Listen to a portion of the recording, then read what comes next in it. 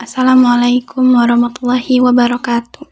Alhamdulillahilladzi anzala sakinata fi qulubil mu'minin liyazdadu imanan ma imanihim. Asyhadu an la ilaha illallah wa asyhadu anna Muhammadan abduhu wa rasuluh, amma ba'du. Pertama-tama marilah kita panjatkan puji serta syukur kita kehadirat Allah Subhanahu wa taala yang mana telah memberikan kita kesempatan.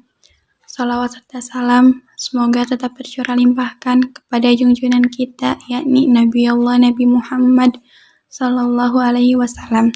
Tak lupa kepada keluarganya, para sahabatnya, para tabi'atnya, serta sampailah kepada kita selaku umatnya. Sebelumnya, perkenalkan, nama saya Jahriya Nur Hamidah. Di sini saya akan menyampaikan kultum mengenai penyembelihan di dalam Islam.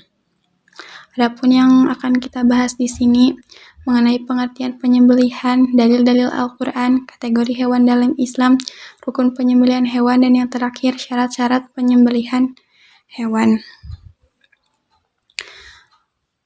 Adapun pengertian penyembelihan yaitu penyembelihan adalah tindakan mengalirkan darah dengan cara memotong seekor hewan yang halal dimakan dengan cara-cara tertentu sesuai syariah Islam. Tujuannya agar hewan tersebut menjadi halal dimakan dagingnya.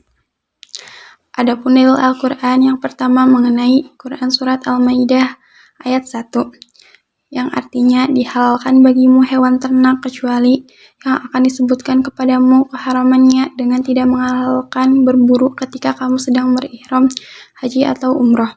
Sungguhnya Allah menetapkan hukum sesuai dengan yang Dia kehendaki.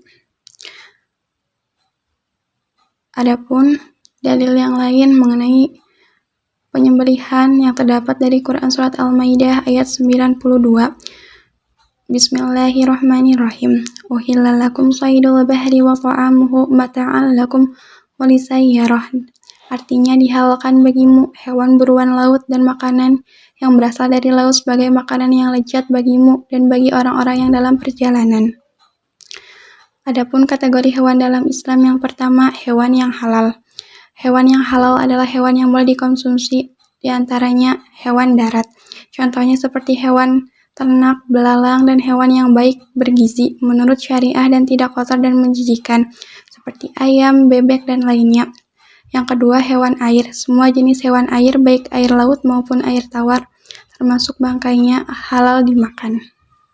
Adapun dalil Al-Quran Surat Al-Maidah ayat ketiga, diharamkan bagimu memakan bangkai, darah, daging, babi, dan hewan yang disembelih bukan atas nama Allah, contohnya yang tercekik, yang dipukul, yang jatuh, yang ditanduk, dan yang diterkam binatang buas, kecuali yang sempat kamu sembelih dan yang disembelih untuk diharamkan pula berhala.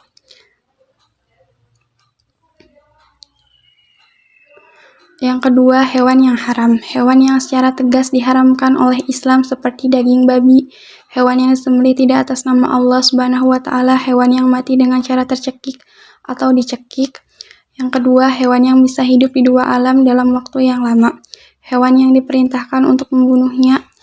Selanjutnya, hewan yang bertaring tajam. Hewan yang dilarang untuk dibunuh. Yang selanjutnya, rukun penyembelihan hewan. Yang pertama, orang yang akan menyembelih, yang kedua, hewan yang disembelih, dan yang ketiga, alat penyembelihan. Jadi itu merupakan rukun penyembelihan hewan. Selanjutnya, syarat-syarat penyembelihan hewan. Yang pertama, syarat orang yang menyembelih beragama Islam, balik atau dewasa, berakal, sengaja atau sadar, dan membaca basmalah. Yang selanjutnya, syarat hewan. Yang pertama, halal, baik zatnya maupun cara memperolehnya. Yang kedua, masih hidup. Selanjutnya, syarat alat penyembelihan, benda tajam dan dapat melukai dengan sangat cepat. Benda tersebut terbuat dari batu, bambu, besi, dan benda logam lainnya. Tidak tumpul dari kuku dan gigi dan tulang. Sunnah dalam penyembelihan muslim yang menyembelih muslim sebelum memulai penyembelihan membaca basmalah, Bismillahirrahmanirrahim. Memotong di lehernya sampai 3 urat lehernya terputus, seperti tenggorokan, kerongkongan, dan saluran darah. Selanjutnya, hewan yang disembelih masih hidup. Mungkin itu saja yang dapat saya sampaikan, kurang dan lebihnya saya mohon maaf. Nun wal qalami wa ma yasturun. Wassalamualaikum warahmatullahi wabarakatuh.